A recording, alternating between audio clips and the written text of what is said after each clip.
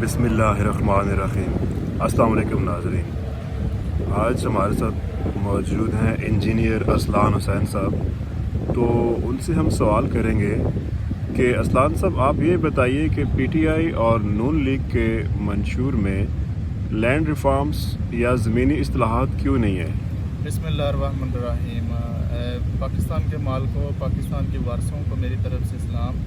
देखें इमरान साहब, हम अभी बिलावल जरदारी ने पेश किया था अपना मंशूर, रात को मुस्लिम लीग नून ने किया है। आप देख लें, कुछ भी नहीं है मंशूर में, ना नून लीग के मंशूर में कुछ है और ना ही बिलावल जरदारी के मंशूर में। अव्वल के अगर ये झूठे वादे, ये धोखा देकर मंशूर में कुछ शामिल कर लिया इन्होंने, तो उनके पास उसमें निपटने के लिए कोई सिस्टम ही नहीं है, क्योंकि वो खुद एक सिस्टम की पैदावार हैं। तो ये सिस्टम को कैसे डिलीवर करेंगे? ठीक है।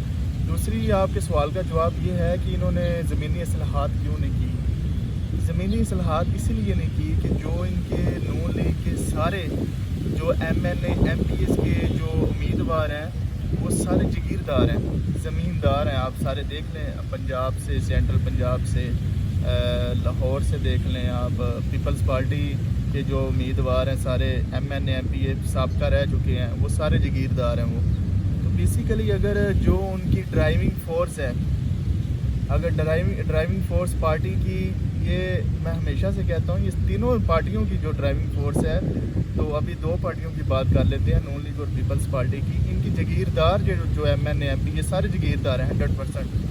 तो उनकी ड्राइविंग फोर्स, उनका फंडिंग सिस्टम, उनको जो जीतना, उनका इलेक्टोरल प्रोसेस है, वो सारी उनकी जो पार्टी नून लीग और पीपल्स पार्टी वो जागीरदारों के सतूनों पर खड़ी है। अगर वो जागीरदार के जो सतून है, वो जागीरदार MNA MP हैं, वो सतून ही गिर गए, तो वो पार्टी उसको कौन बोलेगा? वो पार्टी कैसे ज़िंदा रहेगी? तो जो नून लीग और PP की बका की ज़ामन है, जो जागीरदार MNA MP ये बका के ज़ामन है, तो उनके खिलाफ ही पीपल्स पार्टी और नून लीग खड़ी हो जाएगी। आप क्या सोचते हैं? बिल्कुल भी नहीं खड़ी होगी। ये तो एक सिस्टम है ना, ये रमगाली सिस्टम है। ये मत सोचें कि नवाज शरीफ ताकतवर है, शहबाज या वज़ीर आज़म ताकतवर है, चेयरमैन पार्टी का ताकतवर है। कोई शख्स भी ताकतवर नहीं होता। ताकतवर सिर्फ और सिर्फ सिस्टम होता है। जब तक आप सिस्टम को या शिकस्त दे देंगे या उसके इक्वल एक पैरेलल सिस्टम जब तक आप नहीं लाएंगे, तब तक आप ताकतवर बिल्कुल नहीं होंगे। नवाज शरीफ वज़ीर आज़म बना, भुट्टो बना, इमरान खान बना, क्या वो ताकतवर वज़ीर आज़म थे? नहीं, क्योंकि वो एक सिस्टम, उनके पैरेलल एक और सिस्टम था वज़ीर आज़म उसके। असल में ये वज़ीर आज़म थे ही नहीं, ये तो सिस्टम की एक खटपुतली थी। ये तो एक इस्टेब्लिशमेंट की बनाई पार्टियां थी, उनके मोहरे थे ये। तो ये एक सिस्टम का हिस्सा है। तो जब मैं वही कह रहा हूँ कि पंजाब और सिंध को जागीरदारों से आज़ाद करवाने का वक्त आ चुका है। 1947 में हम अंग्रेज़ों से आज़ाद हुए थे।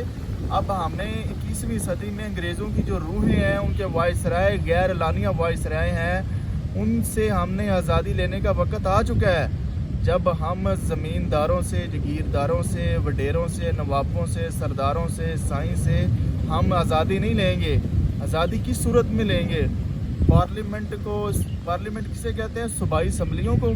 चारों सूबाई असम्बलियाँ, कौमी असम्बली, सेनेट, सदर पाकिस्तान, वज़ीर आज़म, वफाकी कबीना, सूबाई कबीना, इनको पार्लियामेंट कहते हैं। ये सारे मजमुआ एडिशन होके एक पार्लियामेंट बनाते हैं। ठीक है। तो जब पार्लियामेंट इनकी ताकत है, इनको हमने करना है पार्लियामेंट से बाहर। जब इनको पार्लियामेंट से हम बाहर रखेंगे, बाहर कैसे रखेंगे? ये 5% है, ये सारे जागीरदार जो हैं सिंध और पंजाब के। अगर इन 5% है तो इसका मतलब 95%, 95% तो गरीब लोग हैं ना। उन गरीब लोगों में फिर गरीब तरीन आते हैं, फिर लोएस्ट क्लास, फिर लोअर मिडिल क्लास, फिर मिडिल क्लास, फिर अपर मिडिल क्लास, फिर लीड क्लास, जो कि ये 5% है। तो ये नीचे वाली 4-5 क्लासें हैं, तबके की जो एक तबकाती जो कशमकश है हमारी, ये तबकों की जंग है असल में। ठीक है। अगर ये तबके इकट्ठे हो जाएं इन 5% के ख़िलाफ़, तो ये आप क्या इनको पार्लियामान से बाहर नहीं कर सकते? सूबाई असम्बलियों और मरकज़ी असम्बली से आप बाहर नहीं कर सकते। जब ये बाहर रखेंगे, ये सिस्टम इक़्तिदार और ताकत से पावर में बाहर रहेंगे, फिर हम इनके ख़िलाफ़ कार्रवाई कर सकते हैं। लैंड रिफॉर्म्स اعلان کرنا اور بات ہے، لینڈ ریفارمز تو اعلان ہی نہیں کیا کسی نے ابھی تک. کسی 75 سالوں میں کسی نے زمینی اصلاحات کا اعلان تک نہیں کسی سیاسی لیڈر نے، سیاسی جماعت نے کیا. کیوں؟ یار ساری سیاسی جماعتیں بندی، ان کی مرہون منت ہے. الیکٹورل پروسیس ہی ہمارا بہت مہنگا ہے. تو جب تک آپ بیسک روٹس جڑ کو نہیں نا پکڑیں گے، ہمارے مسائل کا حل نہیں ہوگا. جو پارٹی آپ کو اسی سسٹم کے تحت کہے کہ ہم مہنگائی کا خاتمہ کریں گے، ہم بےروزگاری کا خاتمہ کریں گے، خواندگی لٹریسی ریٹ 100% ہوگا، یہ اس کو جھوٹ سمجھ لیں. جب تک وہ ایک بات نہیں کرے گا، وہ یہ بات کرے گا کہ جو الیکٹورل پروسیس ہے ہمارا، جو M N A M P As ہیں قومی اور صوبائی اسمبلی میں، وہ مڈل کلاس نوجوان نہیں آتے، فنڈنگ ان کا آزاد سسٹم فنڈنگ کا نظام نہیں ہوگا، تو تب تک ہماری ایک آزاد سیاسی نظام جو ہے نا وہ قائم نہیں ہوگا پاکستان میں. جب ایک آزاد سیاسی نظام اور ایک آزاد سیاسی حکومت بنے گی تو وہ پھر ایک آزاد سیاسی پالیسیاں بنائے گی اور اس کو نافذ العمل بھی کرے گی. تو یہ جگیردار ایک نسور ہے، یہ ایک دیمک کی طرح ہمارے معاشی نظام کو، ہمارے سیاسی نظام کو، سماجی نظام کو کھا رہا ہے. اب یہ دیکھیے لینڈ ریفارمز ہیں کیا؟ لینڈ ریفارمز یہ ہیں کہ اگر آپ نے ابھی جگیردار ہیں بڑے بڑے ایکڑوں کے مالک، مربوں کے مالک، انہوں نے آگے لیبر رکھی ہوئی ہے، ساری غریب لوگ رکھے ہوئے ہیں، نہ ان کے پاس کوئی ٹیکنالوجی ہے، وہ خود انوالو نہیں ہوتے، وہ خود شہروں میں رہتے ہیں، وہ گاؤں میں کبھی مہینے بعد جاتے ہیں. تو وہ شہروں میں رہتے ہیں اور کبھی انہوں نے دلچسپی نہیں لی کہ یار فصل کی پیداوار جو آ رہی ہے 40 من آ رہی ہے، 30 من آ رہی ہے، 20 من آ رہی ہے، 25 من آ رہی ہے گندم کی یا چاول کی فصل. تو اگر ہم یہ ٹیکنالوجی کا کر لیں اس میں استعمال، اگر کوئی کھاد اچھی ہم ڈال لیں، اگر پانی اچھا دیا جائے، تو کئی چیزیں پالیسیاں ہوتی ہیں. سرمایہ دار جو ہوتا ہے نا، وہ اس کی کوشش ہوتی ہے کہ پروڈکشن زیادہ سے زیادہ ہو. جب پروڈکشن زیادہ کیوں ہوتی ہے؟ جب کارکردگی بہتر ہوتی ہے. کارکردگی کب بہتر ہوتی ہے؟ جب وہ خود انوالومنٹ ہوتی ہے، جب پڑھے لکھے لوگ ہوتے ہیں.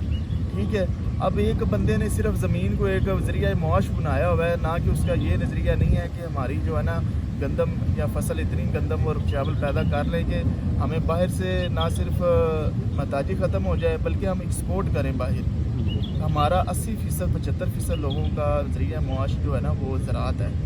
تو جب ہم زراعت کو ہی جدت میں نہیں لائیں گے، جاپان دیکھ لیں، وہ ایک صنعتی شہر ہے، وہ زراعت میں خود کفیل ہے. ان کی تو زمین بھی زرخیز نہیں ہے. کیا ہے؟ ان کی ٹیکنالوجی ہے، انجینئرنگ کے شعبے میں صنعت کاری ہے، ادھر انڈسٹریلائزیشن ہے، خود انحصاری ہے، سرمایہ کاری ہے. یہ جاہل جگیردار جو کریمنل ہیں، جو غریبوں کا خون چوستے ہیں، استحصال کرتے ہیں، تو یہ جگیردارانہ کی تشریح اگر کی جائے، اس کی بہت بڑی تشریح ہے. اس کے بہت اثرات ہیں سماجی، محکمہ انصاف، شعبہ انصاف میں بڑے اثرات ہیں.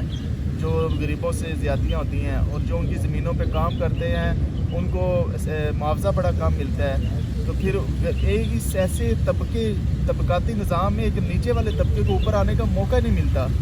تو وہ ایک ہم غلام بنے ہوئے ہیں، غیر اعلانیہ غلام بنے ہوئے ہیں. تو جب تک ہمارا یہ سسٹم فیوڈلزم، میں نے اسی لیے یہ 3 ماہ پہلے اینٹی فیوڈل موومنٹ پورے پاکستان میں اس کا آغاز کیا ہے. جمہوری سرکار پارٹی کے پلیٹ فارم سے ہم نے یہ AFM جو اینٹی فیوڈل موومنٹ ہے پورے پاکستان کی عوام لبیک کہہ رہی ہے. انشاءاللہ اس کو آپ زیادہ سے زیادہ پھیلائیں. اینٹی فیوڈل موومنٹ کا مقصد یہ ہے کہ جو پاکستان میں الیکٹورل پروسیس میں جو زمیندار طبقہ جگیردار ہے، ان کو MNA MPA کے الیکشن سے آؤٹ کرنا اور اسمبلیوں سے آؤٹ کرنا، اور ان کی جگہ پہ غریب لوگوں کو، غریب نوجوانوں کو الیکشن لڑوا کے اسمبلیوں میں لانا اور پاور میں لانا ہے. یہ اینٹی فیوڈل موومنٹ کا بیسک پرنسپل ہے، بنیادی اصول ہے.